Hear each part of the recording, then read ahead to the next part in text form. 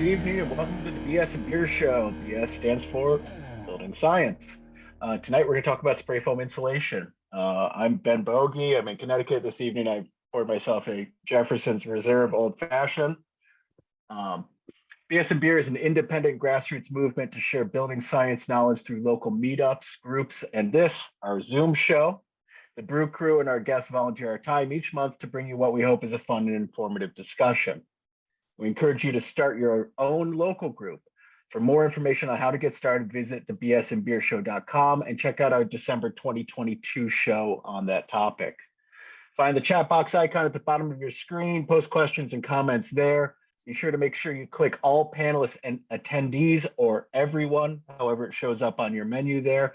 Otherwise, Zoom tends to revert to panelists only, and we have a hard time keeping up with the comments and relaying them to everybody else for you. To get announcements about upcoming shows, join our mailing list at thebsandbeershow.com or check out Kylie's monthly BS and Beer post on Green Building Advisor. Once you're registered through Find Homebuilding, you will get automated Zoom reminders each month. If you don't want the automated reminders, just cancel your registration in the Find Homebuilding email. The video recording of tonight's show will be available at Green Building Advisor, and all past shows can be found there and also on our YouTube page through the link at thebsandbeershow.com, or just search BS and Beer on YouTube. I'd like to thank Forever, Green Building Advisor, and Find Homebuilding, who managed the back end of this and helped us put this whole thing together. Without them, we wouldn't be able to pull it off. And Mike, over to you for announcements. Thank you. I'm just going to kill my carbonite because it is glitching on me. Okay, there we go. I'm Mike Maines in Maine. I am drinking one of my favorites, a Foundation Brewing Epiphany, made by a building science friend of ours. Announcements. It is trades show season coming right up. March 24th and 25th is JLC Live in Providence, Rhode Island. Ben, are you presenting there this year? Yeah, I'll be teaching high performance. Excellent. And then following that is Nessie's Building Energy Boston 23, March 28th and 29th. I think Chris and Emily will be doing a pretty good house presentation there. And then following that, April 5th and 6th, Efficiency Vermont's Better Buildings by Design has a conference in Burlington, Vermont. And Dan and I will be talking about Pretty Good House there as well. And I will put those links in the chat box. And I would like to introduce our special guest tonight is Brian Pontilillo, a former member of the Brew Crew, one of our, I'd say I credit Brian with really helping us get this off the ground and launched. We figured out a lot of stuff, and yeah, just it's nice to have you back, Brian. Where are you tonight, and what are you drinking? What are you up to these days? All right. Well, I'll start with, anyone who has, was here when I was on the show, I'm not much of a beer drinker, but I do homebrew kombucha. So I have a pineapple and green tea homemade kombucha. So I took the last better part of the last year of 2022 off, and I built the house that I'm sitting in right now. I like to think it's a pretty good house in Northwest Connecticut. That's putting me in some pretty impressive company. So take that with a grain of salt. But I learned from all these guys, and I did my best. Now that the house is built and I'm back to work, I'm doing a few things. The most interesting I'm doing these days is driving a school bus. I wanted to do something different, and so I started that a few months ago. But I'm still working with Green Building Advisor, writing occasional articles for Kylie at GBA, and I'm working with the Fine Home Building folks on their sort of new push into online education. So I've been producing some classes, and even taught a class, or will be teaching a class on how to choose insulation. So that'll be coming up in a couple months. Excellent. Yeah. And thank you for the kind words, Mike. It's just, and I'm so excited to be back. It's probably the worst person you could have asked for this topic, but I was thrilled that I got the invite. So yeah, I appreciate it. Well, that's an excellent segue, because I wanted to start off with what was saying. This is kind of, we've had kind of a choppy start this year. My voice is also choppy.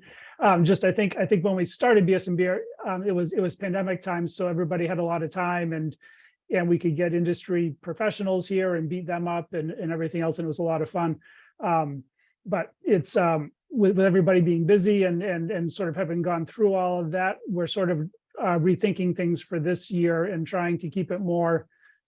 The original idea was like, if you go to a conference, you listen to the webinars, or not webinars, you listen to the sessions taught by Ben half the time, and it's and you learn all your stuff, and then afterwards you go to the pub and hang out and chat and talk about what you just learned. And so this isn't the seminar necessarily. This is supposed to be more like the after party where you talk about what you just learned. And so it's really not important that you're not an expert. It's more important that you're curious and ask questions and help facilitate conversations and contribute anything you do know. And same thing for the audience. This is really, if we could have everybody on screen, we would. We tried that for a while, and we have 126 people on right now. To have 126 people on the screen at once gets a little busy. So we're keeping it to just us for now. We would if we could, folks. Yes, we really would if we could. We love talking building science. So anyway, we're really glad you're here, Brian. And tonight's topic is building spray foam insulation. When Brian was part of the official brew crew, he was very good at doing very thorough, well done introductions, complete with presentations and all that. Since he's left, we don't always do that so well. And so I'm just going to kind of run through some basics on spray foam to sort of set the stage, and then we'll open it up. So yeah, we and also part of the reason we don't have a spray foam person here, we did discuss spray foam at our local BS and Beer group, the original BS and Beer, a few years ago with the spray foam industry rep, and he got beat up pretty badly verbally. So I'm pretty sure, I think he was waiting in the parking lot for me after that one. He was not too pleased after that exchange. Yeah, just I kind of felt bad, but just, you know, that's his world. And like I saw Mike Stevens of Huber is on the call. I think he got a little scared there that we're going to ask him to come up and beat up Huber and stuff. So just we know enough to have a discussion, and I'm going to play a little bit of devil's advocate. So just I do use spray foam and think it's good at certain things. So anyway, that's just helps set the stage. So there's basically two types of spray foam we use in the industry. One's called open cell. It's about a half-pound density, so half pound of material per cubic foot. It's airtight once you spray about 2 or 3 inches. It's vapor open no matter how thick you get. It's about R3 to R4 per inch, just like fiberglass or cellulose or mineral wool or any of those. And it uses water as the blowing agent. So that's one spray foam. In other parts of the country, it's used more often. Here in New England, it's not used as much as closed cell, which is also called 2-pound foam. It's roughly 2 pounds per cubic foot of density. It's airtight at 1 inch or so, 1 inch or less. It's vapor semi impermeable. People think it's completely vapor closed. It's actually not, but it really slows vapor movement. It's about R5.5 to R7 per inch. It starts out higher, but over time, basically the R value degrades a little bit as air displaces stuff. We'll talk about that a little bit later. And then there is a third type that's it's called water blown closed cell, but it is water blown. It's not really closed cell. It's sort of semi-closed cell. It's about R4.9 per inch, but that's pretty rare. It's sort of the worst of both worlds. So I don't know anybody who uses it unless they're really looking for a very specific thing that borders on greenwashing. What else do we have here?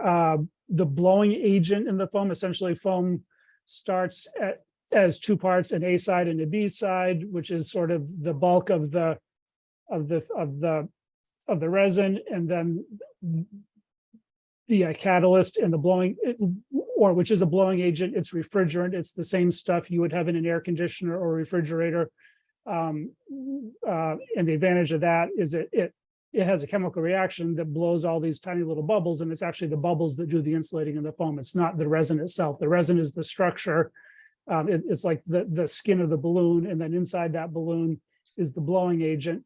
And the blowing agent, which is the refrigerant again, is does not transmit heat as quickly as air, and so that's how you get really amazing R values out of foam, especially when it's brand new, because this blowing agent basically slows thermal movement to a crawl. It's like watching a bullet in water or something, or slow motion. That's why we see a lot of like the fibrous other insulations all have that R 3.7 to 4 per inch R value, because the goal of those insulations is to trap air. So that's how it performs its resistance to thermal movement, is by trapping air, because heat doesn't move really well through air. It conducts well through the fibers around it. So all of them are using air, trapped air, to perform the insulation. So they all have that same kind of R value, effective R value per inch. But because of the blowing agent and foam, it gets to bump itself up higher. Yeah, exactly. And so R value testing happens at 6 months of age. That's the ASTM C518 test. You wait 6 months under carefully controlled conditions and test it. So you lose some of the initial R value, but then over the next 1 to 20 years, air displaces that blowing agent and drops the foam down. Basically, all closed cell foam will be somewhere around R 5.6 per inch, because that's the actual R value of still air. So anytime you have an insulation that's less than R 5.6 per inch, it's actually the physical parts of the insulation are hurting its R value. Yeah, there's a few other things here, but I think that's probably a good start. I think, yeah. So Ben, when was the last time you used spray foam, and why? Probably last year. We still use it mostly for basements. So to deal with condensation control on the inside of basement walls, we still have a hard time getting away from spray foam. We in particular specify the new blowing agent, HFO, which we can dive into a little bit more about that. It's a lower global warming potential. And the reason we still use it there is when we compare its emissions to things like polyiso or EPS or XPS, they're at the point now where they're pretty comparable with these new blowing agents. So for us, it means that we can get a crew in and we can get the insulation installed in a day, versus having to transport bulk material to sites with sheet foam and have it taped and affixed, and there's problems that come with that. So we still do use it. We try and get our houses away from basements so that we can avoid it. And sometimes retrofit situations, it's really hard to get away from. That's one of those spots where it really is hard to beat sometimes. Or yeah, one thing I like to say is foam insulation is probably the best thing we could possibly do with petroleum. Just petroleum is this amazing gift we're given to do things with, and we burn it in inefficient heaters for like space heating. It's pretty much equivalent to like burning $100 bills for space heating. It's about as logical as that. So at least if you're putting it into insulation, you're getting long-term benefit out of it. But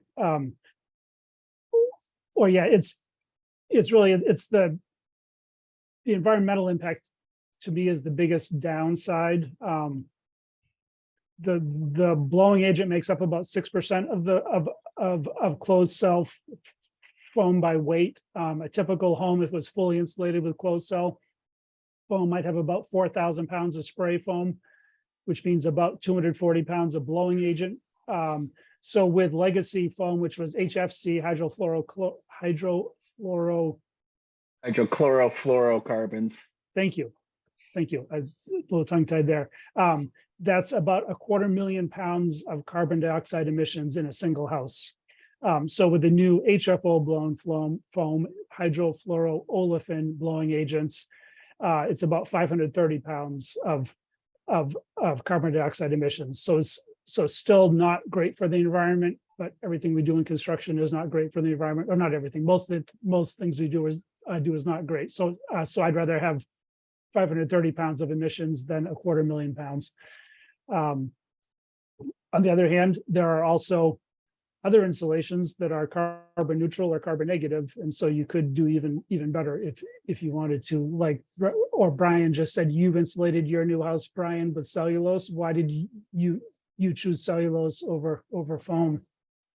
I chose cellulose for a number of reasons, but mostly Ben's a better person to answer that than I am. And Ben or Dan, I know Dan's in the chat too, because I built double stud walls based on everything I had learned from Ben and Dan about double stud walls, and cellulose seems like such a good choice for insulating that type of wall assembly.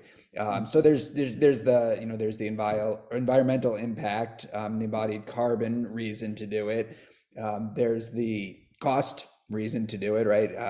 The cellulose would be a lot less expensive than spray foam would have been, and then there's the whole hygric buffering aspect of the cellulose that I like with the double stud wall assembly. So that's why I chose cellulose, and as I was saying earlier, I'm sure we already had quite a few people here, so many of them probably already heard it, but I did use some, froth pack foam in my house, mostly because I wanted to try it out. I had to do rim areas in a couple of locations, and I wanted to see what it was like to work with that and how well it did. Can you explain what a froth pack is? Sure. So that's sort of you could call it the do-it-yourself version of spray foam. It's a two-part kit that you can buy, and there's a number of manufacturers. I got the kit from Foam It Green, mostly because I felt like they had good supporting information. So when I was researching the kits and purchasing a kit, I felt like I got most of my questions answered from them through their literature and through their website. So I got a kit from them. It comes, I mean, I think it's very similar to how a professional comes in and installs spray foam, right? They send you a canister of an A part and a B part, and a gun that feeds the two parts together and mixes them, and then you can kind of do this, do it yourself. And my experience was favorable. I think that what I said earlier was that if I had to do it all again, I would not use the two-part kit. I would do the cut and cobble, but that's not because the two-part kit didn't work just fine. I found it was just, it was a little bit messy. I was using chemicals that I didn't need to necessarily be using. And I felt that the work that I was able to do, cutting and cobbling a rigid foam into the rim area, I just felt better about it. It seemed cleaner and neater and more well done than the two-part kit. Okay, yeah, and cut and cobble is basically taking rigid foam, cutting it a little bit undersized, and then using one part foam or just the regular small cans and sealing that into place. Yeah, or a sealant, a tube sealant or tape or something like that of your choice. Right. I think that the thing that makes me nervous about foam, and we still specify it, but I try and be very careful when it's being installed, is it's the only product that we manufacture on the job site. Everything else comes to us and we modify it in size. We, reductive, processes, we make it smaller, but that is the only product that's manufactured on site. And it's, when you get into it, some pretty serious chemistry that's happening on that site. And it has a very kind of narrow window of where it works really well. And I think as anybody who's had any experience with the insulation trades knows, there's a lot of turnover, and the guys that are installing it, for lack of a better term, are generally less well educated than they need to be for those products. So what I see happen often is even really reputable foam installing companies have issues. I've seen big failures from crews that are considered the best in my area. And that gets really messy when it goes wrong. Henri Fennell, who's considered kind of the godfather of polyurethane foam here in the US, has been doing it since the early 70s, and as a consultant to the industry. He argues that we have to have strict oversight machines essentially on these spray foam rigs so that we can get some quality assurance that the products are being installed the way they need to be. Because if you have that A side and that B side and you're getting more of one than the other, the chemistry is off ratio, and you can have issues where one, it doesn't cure, two, it can shrink and pull away, and then it's effectively doing nothing, or three, it can be off gassing amines and isocyanates and all this stuff into the house for years and years afterwards. So we need to be really cautious. One of the things I think when Mike and I had the in-person group with the spray foam rep that got him really upset with me was I asked what the install recommendations are. So like for temperature and moisture. And the recommendations that he gave me at that time was, okay, the surface has to be 32 degrees. And Mike, we met in like January or something like that. So the surface has to be 32 degrees and rising at the time they start spraying, and the moisture content has to be less than 19%. So at that time, I happened to be the jerk who had moisture sensors built into buildings at that time, and we were able to look and see that there was freshly framed structures that were above 19% moisture, and the surface temperatures, I can tell you, in any new construction site in January when they're spraying foam, they're not above 32 degrees in Maine. So what that means is that there's a whole lot of this work that's being done where it's being installed outside of the recommended parameters. And that's dangerous. If foam is done correctly and done well, it's excellent. It's an incredible material. But I think what's happening and what we're seeing a lot of is that it's not being installed inside of those recommended parameters. Yeah, I'm not sure. I tell a story a lot. A friend of mine built a new house in Cambridge, Mass recently, or seems recently. It was probably like eight years ago now. $2 million house, good size house in Cambridge, and it was all completely finished, and she was living in it, and she just kept smelling the smell and could not figure it out. And I went down and checked it out, and it smelled like foam. And it turned out the foam did not cure properly, and they covered it over and painted it and sold it, and it was all done. And they had to completely rip apart this entire house and remediate an entire house full of improperly cured foam. So I think I think the builder went bankrupt, and it was bad. So I've heard enough horror stories and done some sort of basic, or not basic, some really back of the envelope math. I think somewhere in the neighborhood of 1 out of every 100 or 200 projects doesn't go well. That's my own personal, statistical analysis. I might be off by, an order of magnitude, but just if a fiberglass install doesn't go well, you get energy wasted. If a cellulose install doesn't go well, you get settling. But if a spray foam job doesn't go well, then you have to tear your house apart, and Yeah. And you could probably have lifelong medical issues because the isocyanates are bioaccumulative in the nervous system, and they can damage people for life. One of the giveaways, if you go into a house that's been spray foamed and you get the smell of like salmon or fish, that's a very common giveaway. That's the amines coming out of the improperly ratioed foam. So that's a common one. So Mike, you mentioned fiberglass, and if you hire a insulation contractor to install fiberglass bats in a project, and they start their work, you can very, very quickly, very soon, into their work, you can kind of look over their shoulder and see whether they're doing a good job or not. And you could kind of correct them if they weren't. How does that work? How's that going to work on a spray foam situation? You hire someone to come in and do a spray foam job. What assurance do you have that they're going to install it right, properly? And is there anything you can do in that same kind of way, or do you just have to really vet the installers?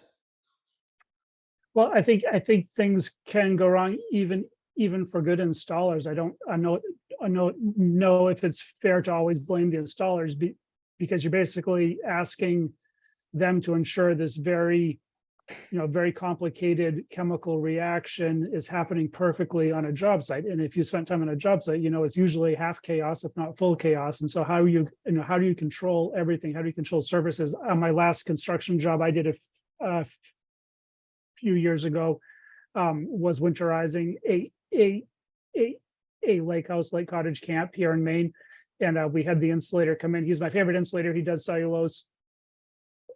or he's my favorite local insulator. He does cellulose, but he also sprays foam. And this was a camp up on piers, and the idea was to insulate the floor, and they wanted it absolutely mouse proof, or as mouse proof as we could get. So we ruled out other insulation, and the day they came, it was like 10 degrees, and so they basically ran a space heater in the crawl space, which was just open slats, and got it like maybe up to 20, 30 or 30 degrees, but just it was not controllable conditions. So even good installers are up against a lot. That said, that project seems to have come out just fine. So it's also hit or miss. I know another one, my old flooring guy, who's now back to doing flooring, insulated a job for me in the winter years ago. This was like 15 years ago, and spraying a roof, and his mix was off, and he just splattered stuff everywhere. It was bad, but Yeah, it's not always installer. It's pretty complicated equipment that they're using, those delivery pumps and heaters to get this stuff out. So yeah, it could just be, a bad O-ring or something on one of their pumps, and they may not notice it, and all of a sudden they've shot half your roof. yeah. Yeah, and then Colbert just brought up a good point in the comments. You can't be on site to quality assure it. So while it's being sprayed is when it's at its most toxic, as well as the time after they stop spraying, when they're cleaning up the dust and all the debris and stuff on the site, it is still actively off gassing as they do that. So an eye-opening thing for me is this, again, I was talking to Henri Fennell when I learned this. You have to ventilate the house for 48 hours with nobody in it after install. So the thing I commonly see is installers going. As soon as they stop pulling the trigger on the gun, the mask comes off and everybody's back into the job site. The problem is it's still off gassing just as much as when it was actively being sprayed. So yeah, you can't be in there to safely be quality assuring it. The other one that I get in trouble with a lot is I see people posting pictures of spray foam installers installing wearing just a regular N95 mask. That, if you go into any of the industry specifications, is not allowed. It has to be the one with the hose coming from fresh air outside of the building supplied into the respirator. So I had a scary experience a number of years ago when I was still using one installation installer, where he came out after installing. We met outside the building. I was asking him how it's going. He took his mask off, and I could watch his eyeballs doing like this, jiggling. And he had told me that he was having to do blood testing every 3 months with his insurance carrier to check the isocyanate levels in his bloodstream for them to continue to insure him. Wow. Or that's actually a question I had for you, Brian, too, with froth packs. What do they, or do they require any protective equipment, PPE? Do they have recommendations? Are they emphatic about it, or? Yeah, I think that the companies are going to recommend, at least I remember Foam and Green recommending, everything that Ben's talking about, wearing really sufficient respirator, covering your body, covering your skin, exposed skin, head to toe, all that kind of stuff. I will say this, and not to take any of this lightly, but the froth pack work is very isolated and it's very contained compared to a crew that's coming in to spray a whole house. You might spray a rim joist area, stop for a moment, move your equipment, move over. Yeah, they probably use some gray area there in the safety requirements with those. They're figuring that it's for an isolated period of time, so you can get away with like an N95 mask or something. Yeah, but still, I mean, still, fortunately, when I was doing the rim in here, we didn't even have windows and doors installed yet. We were pretty much outdoors, which was really nice. I didn't have to think about, I had to wear protective equipment, but didn't have to think about ventilation. How about risk, or that covers risk to the installer pretty well, and risk, and it should cover risk to the rest of the crew. Back in my carpentry days, I I have been inside homes that are being spray foamed way more than I should because nobody said I shouldn't. So I'd run in to grab a tool or to check on them or just to check it out because it's pretty cool. I mean, they like spray this like goop onto the walls and it just expands. It's really cool to watch. But You feel I the didn't. heat coming off of it? 'Cause Yeah, yeah, it's warm, it's exothermic. hot. Yeah. Yeah, no, it's amazing. It's really cool to watch. But as being just a random person on site, there was nothing to tell me I shouldn't go in. I mean, all the or maybe that's maybe why I stutter now. I'm not sure, but how about risk to the occupants once the foam is installed, assuming it's a perfect cure? I know a lot of people are concerned about off gassing once it's installed, and also fire safety. Do you think foam is it safe once it's installed, or is it always a risk? So the foam itself, the polyurethane foam itself, if cured properly and installed properly, should be inert to the occupants. Doug Horgan brought up a comment in the chat that's very true, though, is these foams are full of different fire retardants, halogenated fire retardants in particular, that are all known carcinogens or soon to be recognized as known carcinogens. And the impact of those over the lifetime of the installed foam is questionable. So that, I think, is where we could be seeing issues. There's definite issues if it's installed off ratio, but there may be long-term issues for even perfectly installed foam where we're having health effects from the fire retardants. There was just a question also, or sort of combining two questions, is the loss of R value over time, and then in froth, or which relates to the blowing agent dissipating essentially over time. And then there was another question from John Brunt. What is a blowing agent? Who provides it? How do we specify it?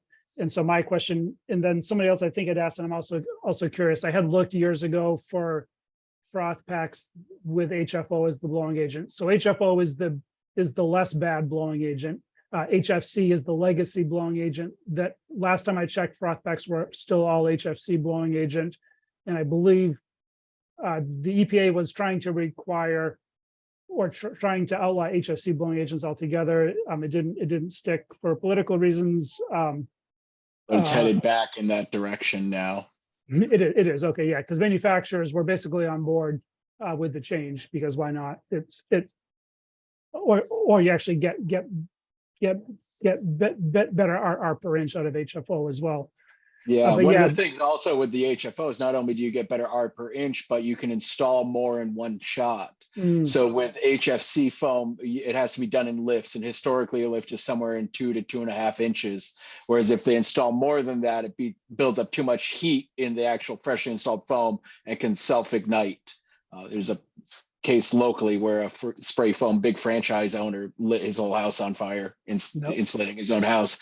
But the new HFO blowing agent foams, you can actually install, depending on whose product it is, somewhere between 5 to 7 inches per lift. So there's a real benefit to the installers to switch over, because you get a higher R value per inch and you can install more of it in one shot than you can with the legacy products. Somebody asked earlier what's holding up installers from switching to HFO. And to be honest, I think it's probably just because they have to learn how to work with HFO. Most of our installers here in Connecticut are all HFO because they saw the benefits to it and they don't want HFC. But I think the thing that's holding it up is they have to learn a little bit different technique or handling characteristics, or, fine print with the new product. Yeah. Or Brian, with your froth pack experience, did you find, or did you look for HFO, or did you know to look for that, or? I don't think I did specifically look for it, actually. I like I said, I mostly was looking for a kit that I felt comfortable using, and so I went with where I felt like I was getting the most information from the from the company. Sure. So that's sort of how I made that decision. There've been a number of questions about air sealing and spray foam. I've been scanning this chat. It's going by so fast, which is great. So many people are commenting.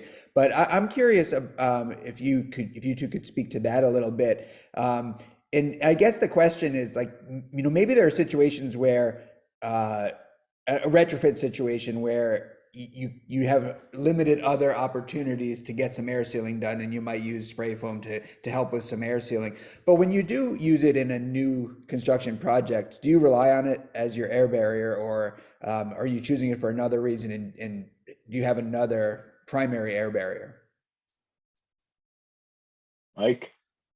Oh, yeah. So the first high performance house I designed was like in 2008, and we used flash and bat, and it was the first house I had a blower door tested, a blower door to like, I think 1.7 ACH 50, which I didn't know anything about, but our HERS rater said was good. So I was pretty impressed with that. I think spray foam itself is airtight. Like, just if the foam is intact, it is airtight. But so is a sheet of plywood, and so is a sheet of most OSB. So if you're trying to make the middle of the wall airtight, it's pretty hard to not make the middle of the wall airtight. If you use zip with tape, it's just as airtight as if you spray foam the entire wall with far less emissions. Where most leaks happen are transition points. So it's where the wall plate meets the floor, the rim joist meets the foundation, or the window meets a gap.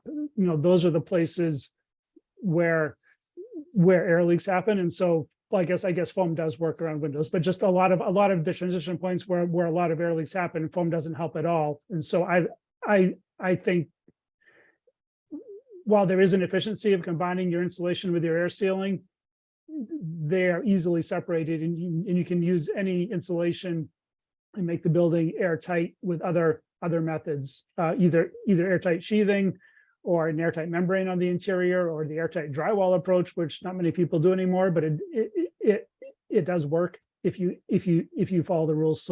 So just it's an easy way to get okay airtightness, but it's not a panacea. And those are reliable too. Like, you can quality assure like your installations as you're doing a taped installation, if you're using your sheathing as your air barrier, where foam may go in and on day one it may be a good air seal, but then after a couple of weeks or a couple of months, either the foam shrinks back or the framing dries and twists and moves, and then it starts to peel from the framing. It's really uncommon that I go into a project with closed cell, if it's been there for any amount of time, that I'm not finding it pulling away from the framing in some areas. Sometimes much more exaggerated than others. I just saw a job out in the Hamptons in Long Island, multi-million-dollar house, where it had actually pulled itself apart and started to rip apart in the middle of the bays because it was off ratio. What I'm getting at is it may be an air seal at the beginning of install, but over the life of that product, I have concerns that as the building moves and loads and wind loads and all the things that happen to wood frame buildings, that seal is going to break down. So it's no longer going to be airtight and potentially putting the building at more risk. Or yeah, I consulted on our project last or two years ago, I guess. A pretty new house, close cell foam, high-end architect here in Maine, and just massive issues all over the house, water-related issues all over the house, and there were multiple failure points, but we ended up pulling off most of the sheathing, and the foam was about an eighth inch off every single stud. So just, it wasn't a big gap. It wasn't like one of these like gaping joints. And I don't think it was the primary reason for failure, but just, it was interesting. I hadn't seen many, if any, houses that had been relatively recently spray foamed pulled apart so you could inspect it. But just, it is a good glue. I mean, spray foam, the chemistry is the same as PL Premium construction adhesive, my favorite adhesive. It's the same as Gorilla Glue. Like, it's a really good glue, but it needs to stay stuck, and it's actually a little too rigid, I think, for its own good. Open cell foam, which is similar chemistry, just a different blowing agent, is much more flexible, and that tends to stay stuck much better. But the problem with open cells, it's not vapor closed. And so the building code allows you to put it in roofs because it's airtight, but then vapor can transmit through and rot out sheathing. So just it's a little bit of an issue with the current codes, I think. Super commonplace that I see the shrinking. This is almost every project. If you have a pressure treated bottom plate in a wall, like in a basement situation that's spray foamed, something about either the chemistry or the moisture content of the pressure treated plate, I almost always see the spray foam pull away, and you see this little arch going from stud corner to stud corner where it pulls up away from those plates. So that just shows it happening right there in quick time. Yeah. Dan pointed out that we're doing a bad job of selling foam. I did say I'd represent positives. So places where I like to use it are in renovations, on roofs. If you have an old house with a complicated roof or just undersized rafters and low headroom and you want to get living space, it's kind of a trade-off. But like if the roofing is in decent shape and you really need headroom, then I think that's a good place to use closed cell foam. Existing rubble foundations, I think it's pretty close to a no-brainer. Like to try to take an old house with a rubble foundation like my own house. I've seen examples of trying to make the first floor insulated and airtight, and that's next to impossible. I've seen and consulted on various workarounds on foundation walls, trying to make them insulated and airtight without foam. And just I think it's a good place to use the better of the spray foams to just seal up foundations, seal up rim joists. It's fast, it's easy, it's relatively foolproof as long as it's done in the right conditions. But these like McMansions that are just thousands of square feet that are fully spray foamed everywhere, like why do you think that's happening? What's the reason for that? I think I don't know why that is. I think it's because some of those contractors perceive it's like it's a value add that they can sell to their client. Like, R21 in the walls is great. We're going to give you R30 in your walls, and we're going to use a bunch of foam, and it'll be awesome. It'll be the tightest, most incredible house you've ever lived in. And there is some truth to that. They do get a very high R value assembly. Does it perform as well as they sell it to? Probably not. One of the things I'm concerned about right now is like in our climate zone, we're seeing that the code is now for R60 roofs. And in order to pull off an R60 roof with most conventional framing lumber means that you have to use closed cell foam in order to get to that R value. So I think we're going to see a lot of guys get shoehorned into having to do closed cell roofs just because they're not aware that there's other ways to tackle it. And I think the same thing is actually true of wall assemblies, right? Because R30 in climate zones 4 and up, if you cavity insulation, there's only one way to do it. Yep. Yeah. Right. Actually, our friend Elizabeth DeSalvo, an architect Ben works with a lot, sent some questions and comments, and she questions. She does mostly passive house, net zero, super good houses, and she aims for R60 to R80, but she questions that being a code requirement because it's the easiest way to get there. It's not the only way by far, because I haven't done a new house with R60 with foam in years and years and years, and I've done plenty of them. There are lots of easy ways to get there, but one easy way to get there is with foam. And so if you're, what's the point of insulating to R60 if you're using an insulation product that's never going to recover its carbon debt?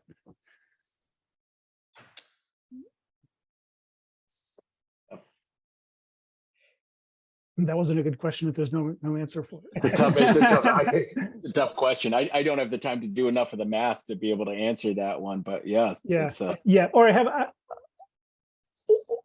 Or on a related note, I have had people ask me what's the payback, or what's the ROI on spray foam compared to other foams on carbon? Like, when does spray foam recover its carbon debt?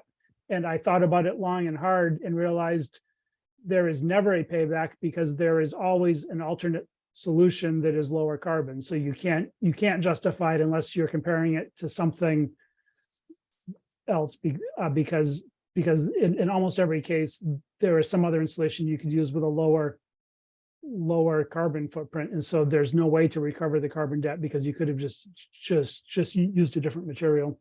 It's once you start to look outside of relying on spray foam that you find all these assemblies. We have an internal rule in the sand on new construction that we have no plastic foams above grade, and we're even doing our best to get away from plastic foams below grade.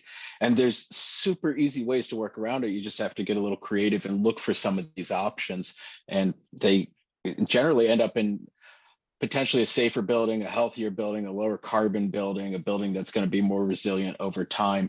I just had a roofer friend of mine come up and say, hey, we got this building we just did recently where they closed cell foam the whole bottom side of this, whatever, 6,000, 7,000 square foot house. And he says there's water up near the ridge. And they think what happened is that they had ice and watered over the ridge while they waited to put the metal ridge cap on, and they're afraid that they got a hole in it. And now all that moisture is now stuck inside of the foam. And there's no really easy way to get that dried out. If it was bat insulation or cellulose, you just open it up, it dumps out. You don't lose a whole lot of money having to repair that. But now to cut out and R&R a bunch of, closed cell foam from that situation, that's tough, man. And same thing as the building ages, as we start to get roof leaks into those areas and it's trapping moisture, that's a problem. Whereas if we have something else that can maybe handle a little bit more moisture, or heaven forbid, show us that it's leaking on the inside, so that we can know that there's a roof leak, that's going to be a more durable building. Definitely.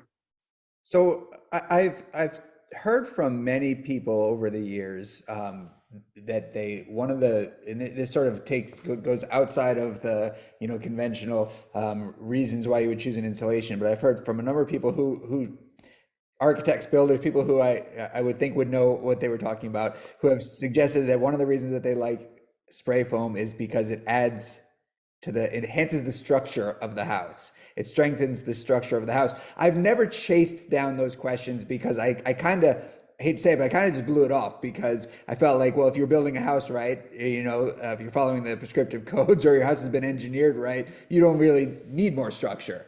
But I am curious, since Mike had mentioned, the structural qualities of polyurethane, if that's something that's ever been quantified, if that's even a true statement. Yeah, no, I've talked about it with an architect friend in West Palm Beach, Florida, and she argued that it really does help glue the roof together. And when you're in a zone where you have to design for 140 mile an hour basic wind speed, and then hurricane forces of 200 miles an hour or something, you really need all the help you can get. One solution, as usual, is if it's that hard to build in a place, maybe you shouldn't be living there, but people are going to live there anyway. So I think look at frame wood construction in those areas. Yeah, exactly. But and I forget the specifics, but she did say something along the lines of the codes encourage it, or the codes may even give you credit for it. I forget exactly what it is, but just if you think about a hurricane, is often it's like negative pressure, so it's trying to suck the roof off the house. So if you can keep all that glued together, then you have a better chance of it lasting. I can see the argument there, but then having seen enough projects where the foam doesn't actually stick stuff together, then I'm not sure that's really the best answer. I can't speak other than anecdotally, but I know that there are engineering calculations for taking that into effect. Some of these being supplied by manufacturers for specific types of assemblies, and also I think engineering guidelines, particularly like Mike is saying, for high wind load areas. Yeah. In the chat, Sylvia asks a question that I think is relevant to or revisit or specify. How about an old home with 2x4 framing, exposed and ready to insulate? So basically, if you have a 2x4 wall, is closed cell foam a good answer for the insulation? It can be. It depends on what your project goals are and guidelines are. A great one that I used to use with Dan quite often is we would cross strap the interiors of the wall with 2x2 or 2x3. Because so for people who don't understand what I'm talking about, we'll take 2x3s and run them horizontally across the studs every 16 inches. And what that does is that now breaks down your thermal bridging to only that 1.5 inch by 1.5 inch square for whatever small percentage of the wall that is. And it gives you that much more cavity depth. So you can probably very quickly get to the same installed R value in the cavity with less thermal bridging, not using spray foam. The place where that gets a little tricky though is you start to deal with either existing spaces that you can't impede on, or you can't lose that interior space to them for whatever reason. Window trim and stuff like that then has to get built out with extension jams and that kind of thing. There's usually a way around it. Yeah. I think, Or you put the insulation on the outside if you can. yeah. Yeah, I think it was, I think people don't understand the impact of thermal bridging though. So like once you factor in thermal bridging through the studs, like just because the insulation is so spray foam in a 2x4 wall is, if it's closed cell foam, it's not going to be the full depth of the 2x4 in most cases. I have done full depth spray foam that had to be hot knifed flush, and I don't think any installer wants to do that twice. It's a pain. With open cell, you can, it's pretty easy. With closed cell, it's not easy. So most closed cell foam installations in a 2x4 wall are going to be, you know, the foam is going to be an average of 3 inches at best. So you're talking about R, you know, and the aged R value is going to be about R5.5. So you're talking about like R16 of foam. But even let's give them the benefit of the doubt, Mike, and let's say that they use HFO and we'll call it R7. So you're an R21 in a 2x4.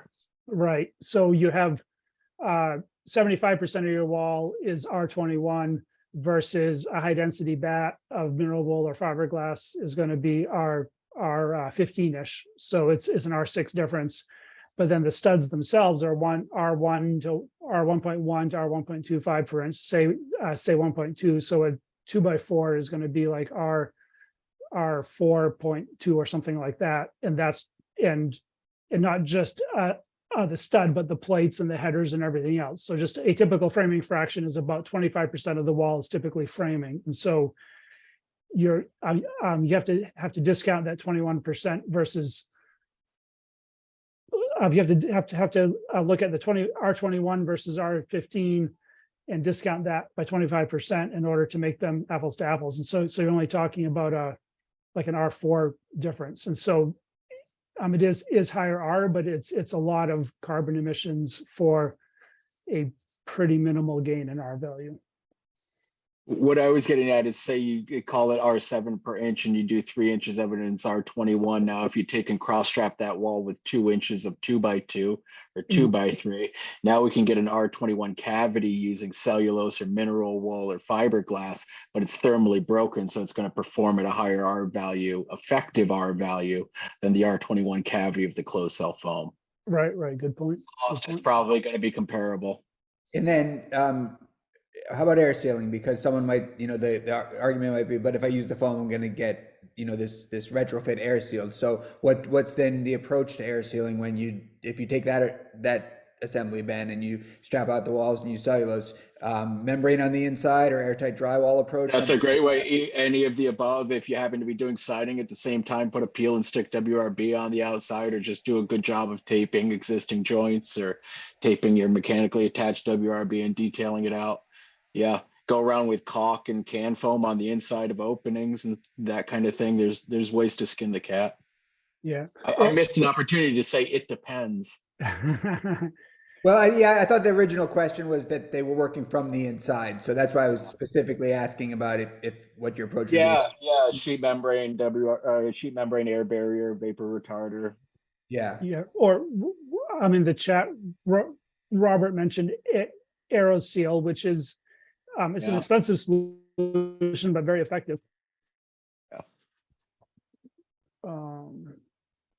Yeah, man, this has been busy. I've not kept up on the questions, so we don't have many. Or just somebody earlier mentioned retrofit injectable foam, and just my horror story for that. Back in the mid-90s, I was a carpenter fresh out of college and got a job for a friend outside of Hartford in Ben's neck of the woods. and we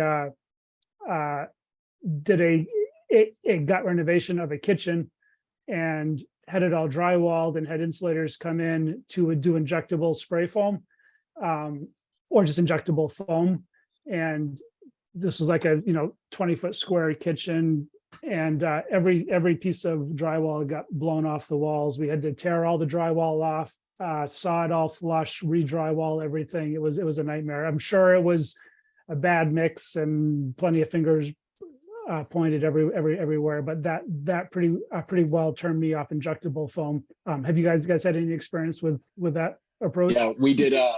I had not quite as bad of an experience, but it's an old lake cabin with tongue and groove pine on the interior, beautiful rustic finish on the inside, and then wanted to boost the performance without affecting the interior. So we actually added an over roof onto it, where we took and put 2x6s on edge on top of the existing roof deck, and then we did injection foam because it was just the only way we could sequence the project, and a bunch of it came blowing through the beadboard on the inside, and we had all sorts of messes to clean up. In the end, it was fine, but in hindsight, I probably would have found another way to do it.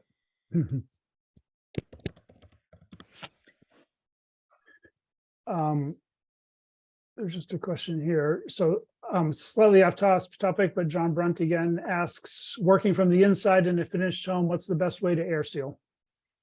So if not spray foam, working from the interior, what's your first choice? How about you, Brian? What would you do, or what did you do? Membrane. The airtight drywall approach, I know it can work really well. It seems fussy to me. Membranes are fussy too, but I think stapling up a membrane, taping the seams, that kind of thing seems. And if you need vapor control anyway, some level of vapor control, you can choose the right membrane for the level of vapor control you need, and kind of do both of those things at once. That would be my choice, I think. If I had a really great drywall install, if I had Myron Ferguson doing the airtight, maybe I'd go with the airtight drywall approach. Oh, if we all had Myron, we'd be in a different world. Yeah. Oh yeah, and just for anybody on the call who doesn't know, membrane is CertainTeed's variable permeance membrane. It's a polyamide film. I can't remember the exact numbers. It's relatively high perm compared to the competition, and it's relatively flimsy compared to the competition, but it's also costs half as much. So, If pros not and a cons. third, yeah. Yeah. So pros and cons there. How about you, Ben? What's your favorite air sealing? Same thing. I'd probably go with a membrane from the interior. Something that to speak to the question from the commenter, you could, if you're trying to assess the best way to approach it, you could have somebody come in with a blower door and do IR or smoke test to kind of figure out where your big leakage points are, and address those with tapes, caulk sealants, foams, membranes, all those things to get yourself close, and then kind of dial in again, keep going that way. So someone asked if you could use Tyvek for interior membrane, and I think I know we've had that question's been asked a lot here and there. For air sealing, absolutely. Yeah, it's airtight. It's just it's vapor open. It's Tyvek is, I think Tyvek is 38 perms, I think. Yeah, Type R is like 13 or 15. So it's vapor open. If you want a vapor open air seal, it's great. But if you're trying to slow vapor, it's not going to do anything for you. It's probably, if you are in that, if that is your situation where you don't need vapor control, it's probably an affordable way to go, I would imagine. Yeah. Yeah, and just to be fair, because I am supposed to be pro foam on this call, I'm not doing well. But Chris, who's been a long time BS and Beer supporter, and is a I believe is a foam contractor, said things have changed since the 90s. For the right wall cavity, injection works very well. So I am sure in 30 years or whatever it's been that things have changed. So to be fair, my experience may not be universal. And believe it or not, we are on the hour. So it's been an extremely active chat and great conversation. Do you guys have any last thoughts on what are your thoughts on spray foam? How about you, Brian? Well, I feel like, with very few exceptions, I feel like every time I get a question or sort of read a question where someone's saying, here's the situation, and is spray foam the best way to go here? The qualities that they're that they're looking to the spray foam to problem solve, whether it's air sealing or vapor control or R value, almost inevitably seemed like they could be solved for in other ways. And you know, you have to understand how to put an assembly together, I guess, or be working with someone who does. But there's nearly always another way to create an assembly that could do what you're wanting your spray foam to do. And since given that, and the fact that it's expensive, has, you know, high environmental footprint, and you know, is as you mentioned before, is this on-site manufactured product that has high risks when installs go bad, I'm for avoiding it for the most part. How about you, Okay, Ben? I'll play devil's advocate here a little bit. As we see blowing agents continue to evolve and we see the GWP come down on these, where we're at a point like right now where EPS foam is pretty comparable to HFO blown foam, is pretty comparable to low GWP XPS, which is pretty comparable to mineral wool insulation. The playing field starts to level out a lot as we're talking about environmental impact. Sure, cellulose and wood fiber and biogenic materials like that are always going to be better. But if we're looking at trying to get broad-based impact on existing buildings, I'm finding myself leaning towards saying that I'm okay with HFO blown foam more and more nowadays. And I look forward to the continued evolution of the blowing agents so that we can continue to do that, because it is very quick to install if installed well, and it can have a real impact on air sealing and overall building performance. So. And I'm just going to say there were a lot of unanswered questions, and I'm sorry we couldn't keep up. This was way more active even than our usual active chat. So if you have any questions or comments, they can be theoretical or actual. Ask on Green Building Advisor in the Q&A section. We love to see questions there, and they're heavily debated. So follow up on Green Building Advisor. Thank you, Brian, for joining us tonight. This was great. This is like the old days. Ben, thanks as always. Thank you, everybody in the audience. We still have, or we had up to 150 people. We still have 120. So it was an active evening. And if anybody wants a copy of the chat comment box dialogue, benjaminbogey@gmail.com. Shoot me an email and I'll be happy to send you over a copy of it. Have a good night, everyone.